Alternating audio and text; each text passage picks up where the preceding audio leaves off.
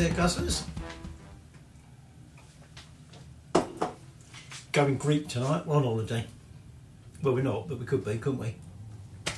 And we're gonna have octopus. So,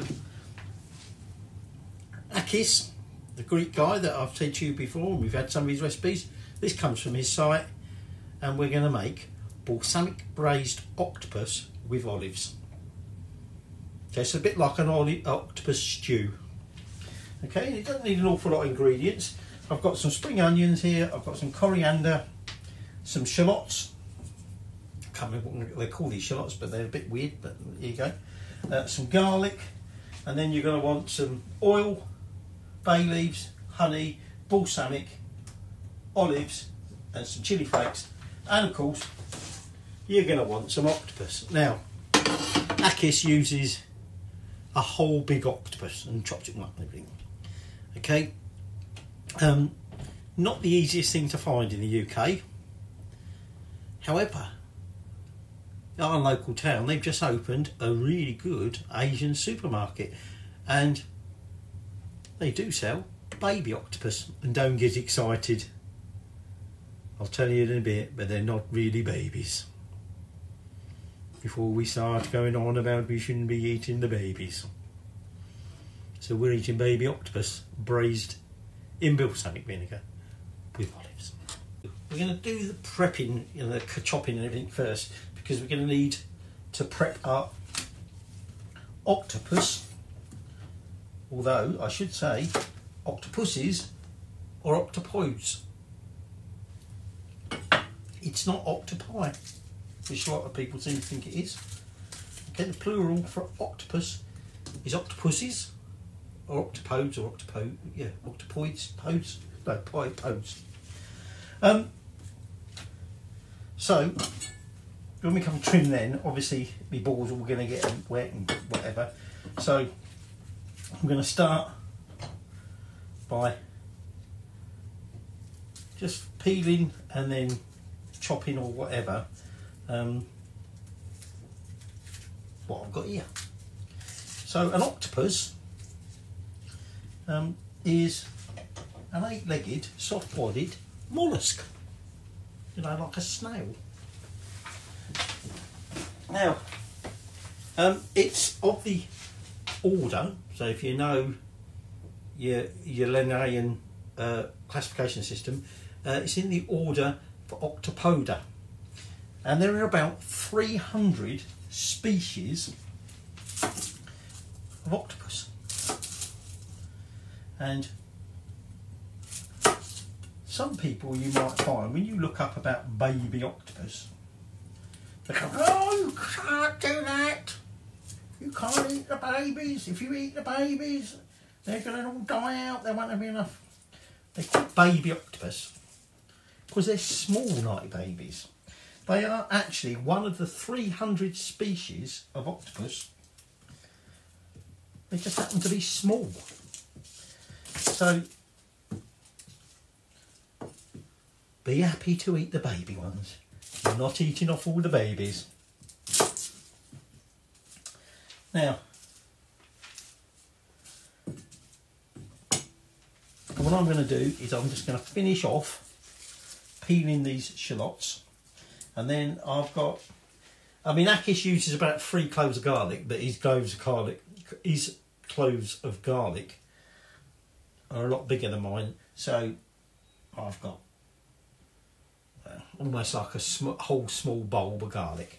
So I'm going to get them all peeled, and then we'll move on to the next bit, and I'll tell you a little bit more about octopus. Well, actually, while we're on the subject of the classification system, they're within the class of Cephalopoda, and that's alongside squid, cuttlefish, and certain nautiloids. There you go. So I've got everything peeled. So now all I've got to do is I've got a generous handful. I've probably got too much here. Coriander, and this is going to be for the end. Okay, this and the spring onions, we basically sort of chuck that in. Oops, excuse me, eating an olive.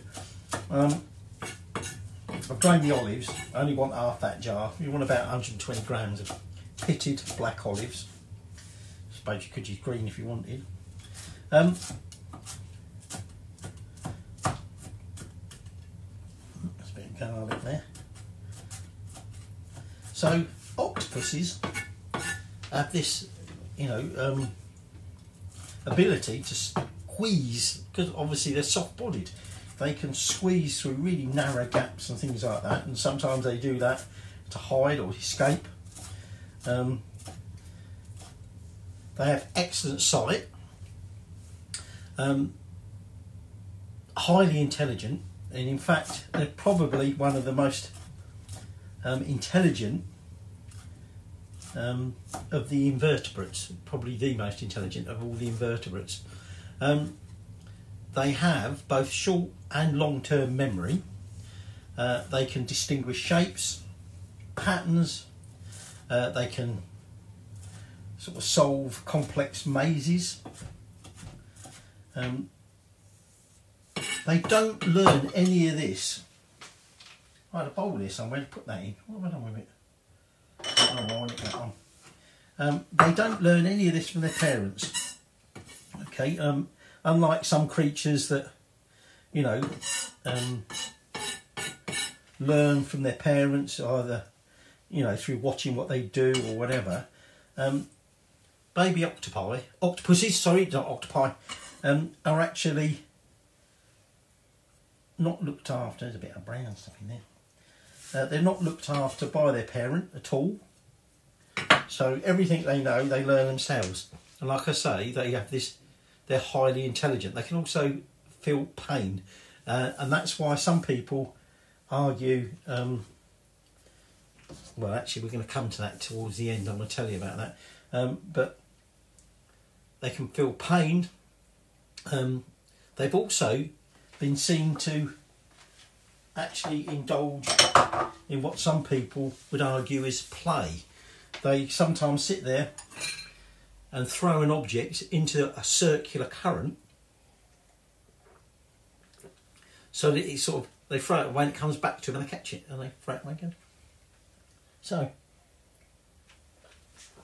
they're also great escapers, and apparently you can have them in, you know, a tank, and they've actually been known to escape from that tank, crawl out of that tank and go off into another tank where they think there's food or seen food or anywhere else. So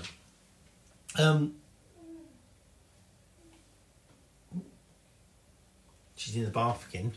I don't know what on earth that noise was. Anyway, next thing is I'm now just going to finely chop up. I'm not too worried about the fact that it's got coriander on it. I'm just going to finely slice up this spring onion and put that in a dish, and that then will be our sort of finishing bits done, and then we can move on to the other bits. Right, I've just off camera thinly sliced my garlic. Now I'm taking these shallots, and what we're going to do, we're going to slice them lengthways, and then what we want to do is separate the various layers, and he does that by basically sort of squeezing them so they sort of separate that way, although that's a bit of a funny shaped bit in the middle of it, isn't it? So the other thing about octopus is that their tentacles, the suction cups on their tentacles, have chemoreceptors in there, i.e. that they can detect chemicals. Therefore the octopus is actually able to effectively taste what it feels. The other thing is with octopus, they have quite a short lifespan. Like most creatures, you get to a point where you enter what we call senescence, and that's when your cells, so as you grow you make more cells. Okay, getting silence here again now. You make more cells, and that's to replace ones that die off, because all cells die after a certain period, but also obviously when you're growing to make extra cells so that you can grow. But you get to a point in life where that sort of starts or stops happening in a way. Okay, and with an octopus, that final sort of senescent stage can happen quite soon, and a lot of species of octopus may only live 6 months. Now with males, they enter this senescent stage after they mate. So basically your male gets to grow up to become a big octopus, not necessarily big, because he could be a grown up baby octopus, but he becomes grown up and it's like, hey lads, let's get our underwear, or ends. It's got 8 legs. And after mating, he generally enters senescence, and therefore that's sort of marking the end of his days, as it were. With the females, it's not until they've laid their eggs, and then they go the same way. So, like I said, the females don't stay, or the males don't stay with the babies or the eggs or whatever. The eggs are allowed to hatch, as it were, on their own and fend for themselves. And you will find octopuses in just about every ocean of the world. At the moment, there's none known that live in freshwater. They're all sort of seawater. So that's then done. So now we've got all the messy bits done. What we're now going to do is start preparing our octopus. The next bit about preparing our octopus would actually be a bit easier with a whole octopus. Because we're going to remove the tentacles as such, but you need to remove the inside of the head. So there you go, here's one. So we're going to keep this part up here that they call the hood, okay, but we need to remove sort of like the brains and the eyes, but also in the middle of all these tentacles, which isn't so obvious in these baby ones, and actually it's quite possible, it's not really anything to remove. There's what they call the beak. Well, that's the sort of hard bit, so we want to get that out. So what we're going to do is we're just going to chop off the tentacles. Now if you were using a whole octopus, you know, a big one, you would also then cut the tentacles up into bite-sized chunks. We're going to leave the tentacles all together, okay, pardon me. But obviously we still need to do the other bits to remove it. So I'm just going to wash my hands, and then I'll show you what we do. So I've already started. So what we do is take our octopus, and we're just going to chop off just at the top of them tentacles. Now if you open it up so you can see the hole in the middle of the mouth, notice with these baby octopus they don't seem to have a beak in there, so we haven't got to worry about that. Now the hood, we just want to trim off that middle bit, and then inside that hood, it's a bit tricky to see these because obviously it's so small, but if I slice open that hood, you can see this sort of white lump in there, okay, and we just want to remove that, and then the rest of the hood can go in there. So exactly the same, that's quite a big one. Take out that octopus, chop off its tentacles there, went a bit low on that one, so there you go, that can go in there. Remove that bit of the body. I mean, if you can turn the hood inside out. This bigger one is a bit easier to do that with. Them smaller ones are a bit tricky, and then you can actually find that you can remove that brain or whatever it is. So just a matter of going through, whoops, and cleaning all these octopus. Like I said, if you were just using the one, big one, you've only got to do this essentially once and then chop all the tentacles up. I might carry on telling you a bit more about octopus. As you've probably seen, you know, on TV programmes and like that, octopuses move in a couple of different ways. One in which is crawling, and actually, in some respects, that's their preferred means of transport because it is the least energy sapping. But they can swim by jet propulsion. Oops. Sort of under this hood, as it were. This one's been a bit of a bugger, I have to make a little slit in it. They can expel jets of water to propel themselves along, and they will do that quite often, sometimes obviously to escape from predators, but that is quite energy sapping, and so they often need to rest for quite some time afterwards to recover from that.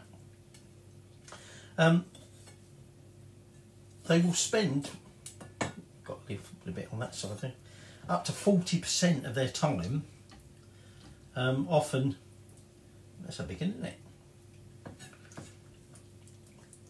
In their den, as it were. They will squeeze into, oh, little bugger there, look at that. I'll bring it over, but I'll end up making a bloody mess everywhere, look at that. But they will squeeze into their dens where they will hide, obviously from predators, and come on, turn inside out, you bugger. There you go, look at that. And there you can see sort of some of the brain or whatever.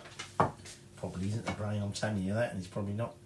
I've noticed these bigger ones have some darker bits. I don't know if that's the eyes or just whatever, but anyway.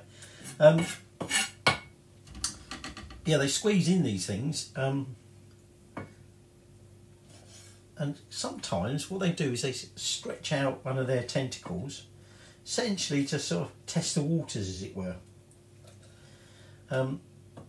But sometimes that can be their downfall, because then they can get caught. But what they actually have the ability to do, like some lizards, some reptiles, skinks and whatever, they can deliberately lose an arm, and that arm will be independently mobile and respond to stimuli, and it'll wriggle away. And see, look, that's a real baby one, that one, isn't it? These are meant to be graded. There's a certain grading. Made a bloody mess of it. I did notice some of these smaller ones, that sort of white sac in it, or whatever, sometimes sort of bursts and it sprays everywhere. Yeah, they'll drop this arm and it'll squirm away, and obviously it's a distraction thing. So the predators or whatever will sort of hopefully chase after it, and therefore the octopus can either hide up until the coast is clear, as it were, or they escape while the predator is distracted. So, almost there now. And once we've done that, what I'm going to do is I'm just going to obviously clean up this mess, and then we're going to get cooking. Now, if you were doing it with, you know, one great big kilo octopus, I've got a kilo of octopus here. So if you were doing this with one big octopus, you would probably need to cook it for at least 40 minutes. Old Akis says, obviously, if you like it quite tender, cook it a bit longer.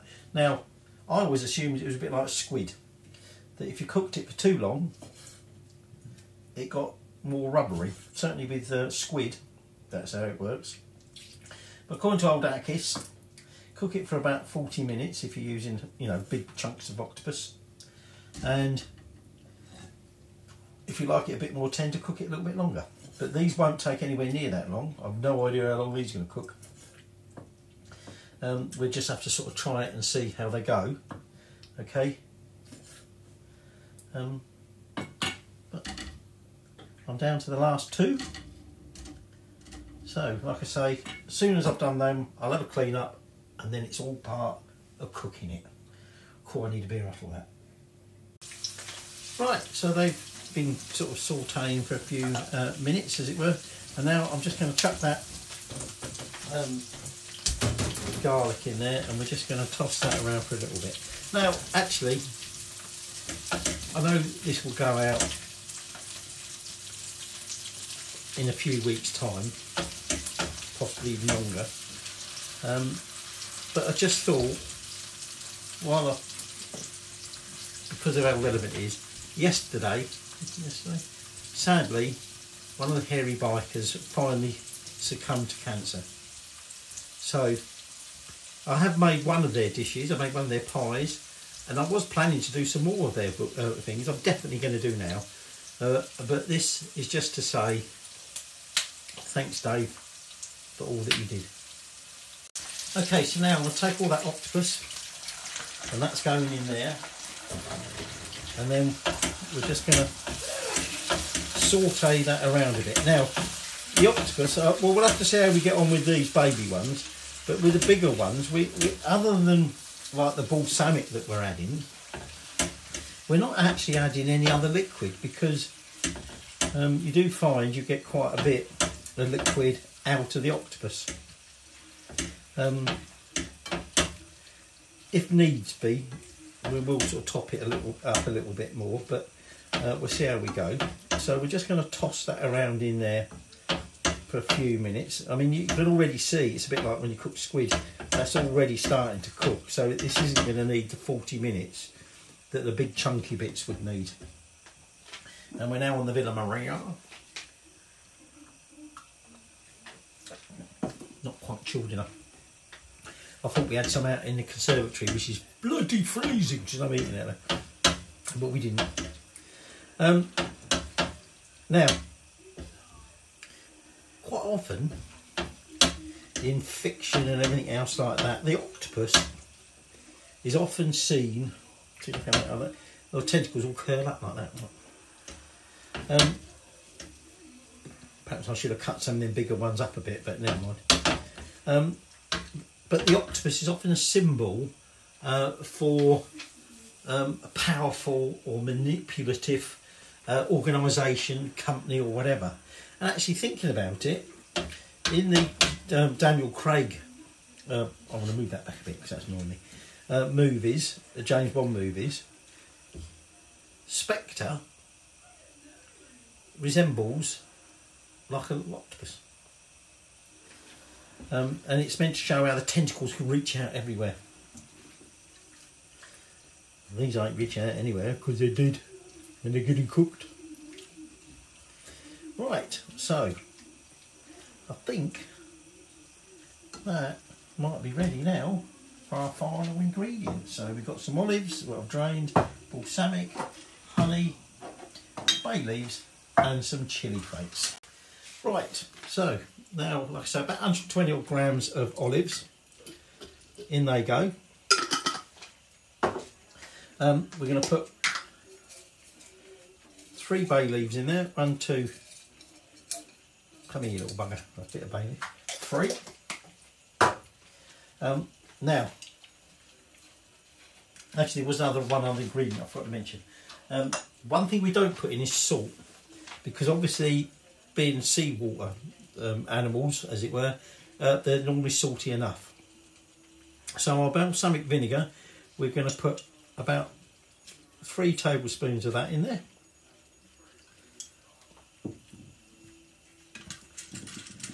We're also going to put about a tablespoon, did I say teaspoon?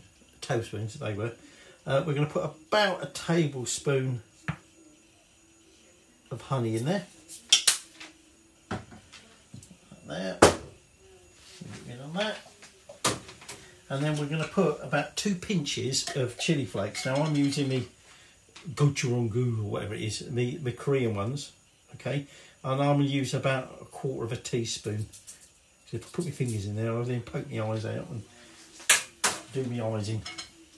And then we're going to add some pepper, okay?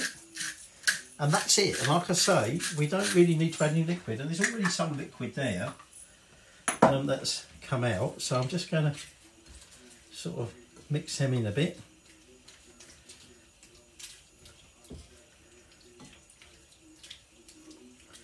I did turn the heat down a little bit on that. And now what we're going to do is put the lid on that. And then we're just going to cook that.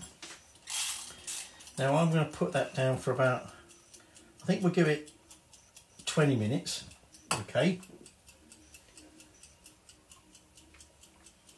And if necessary, we can cook it longer. Like I say, Akis says if you want it more tender, cook it longer, sometimes up to an hour. But leaving it like this should help make sure obviously the liquid that's in there stay in there, so it don't dry out. If you find it's too wet, which like I say, I'm not so sure it's going to be with these baby octopuses, but if it's too wet, then towards the end of cooking, obviously having checked on it, take the lid off and let some of it evaporate and it reduce down. So, really there's not much more to do now other than drink and wait. I'll try and put my hand in my pocket. My pocket's zipped up. Got my ology shorts on because I've got my ology gear on because we're in Greece, remember. Now, I was saying to you about how the octopus, you know, has this sort of culture of, you know, these all sort of encompassing whatever because it's tentacles. They often appear in mythology as sea monsters. So there's the kraken, which actually is Norwegian. I thought it was more sort of Mediterranean type thing. But the kraken is some form of giant octopus. Victor Hugo wrote a book, The Toilers of the Sea, and an octopus appears in that. And as I didn't realise, but apparently that inspired, or one of the works of that inspired Ian Fleming's Octopussy, a James Bond film Octopussy, or the James Bond book Octopussy. Now, that brings us to that picture. Now, this picture isn't necessarily that naughty, but there is an erotic art in Japan, shunga, and it normally involves ladies and octopi, and many of these images are certainly not suitable for work, and I decided I perhaps put one in here. But essentially, apparently the octopus wants to do naughty things to ladies with their tentacles. So in this picture here, this one isn't quite so explicit because you can't see what it's doing, but some of these images are very explicit, what the octopus is doing. Okay, and here she's attempting to fight off this beast that's trying to ravish her.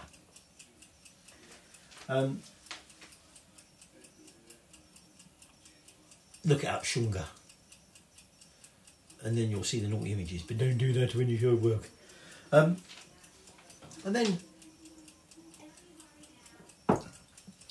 finally, before I leave you to let us continue cooking and then we can try it out, octopus is eaten in many cultures. Now, in Japan and Korea, they often eat live octopus. Now, this is like when we said about octopus can experience pain and that, a lot of people are like, this is not on. And actually, it's probably quite dangerous for the diners because often what they do is they chop the arms off and they're still wriggling and they eat them. And on occasion, these tentacles, like the suction cups on them, inside the throats, and people have died as a result. Which, if you want to eat live octopus, I suppose that's your business, isn't it?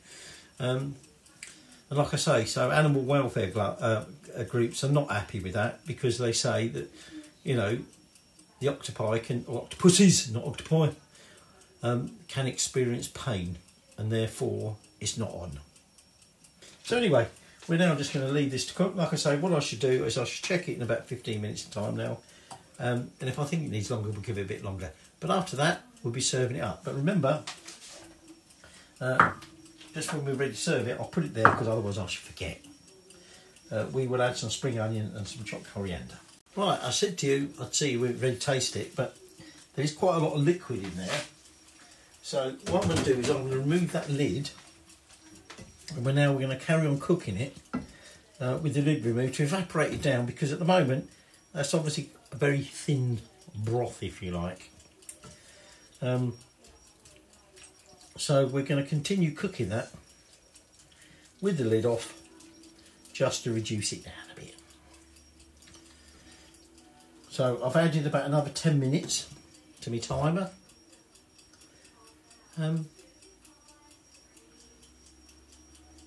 In today, I suppose it depends on how runny you want your broth.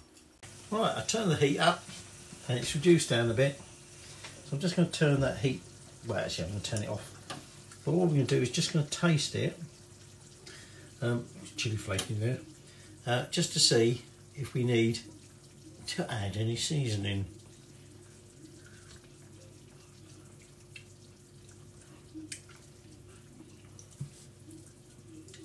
Get a hint of that vinegar, but the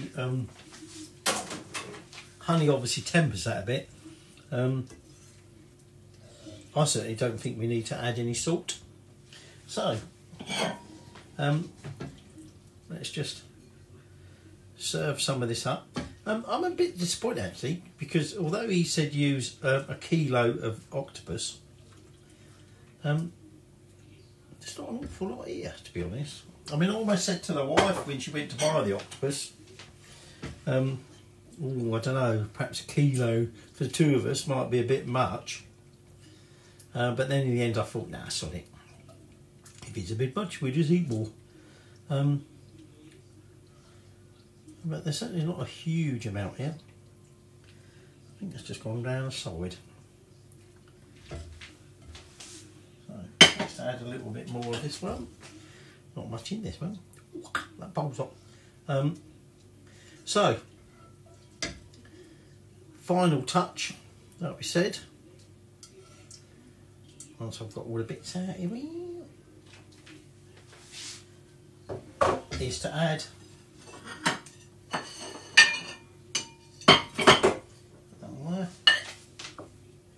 some of that spring onion. Chuck it on the floor, why don't you? A bit of coriander, and then let's have a little taste.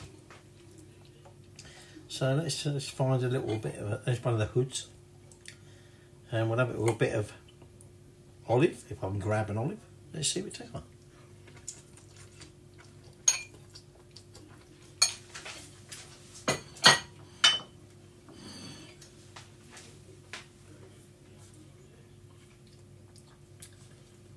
So, very nice. The octopus is a bit chewy, not overly so. Other than that, it tastes exactly like that spoonful I just tried.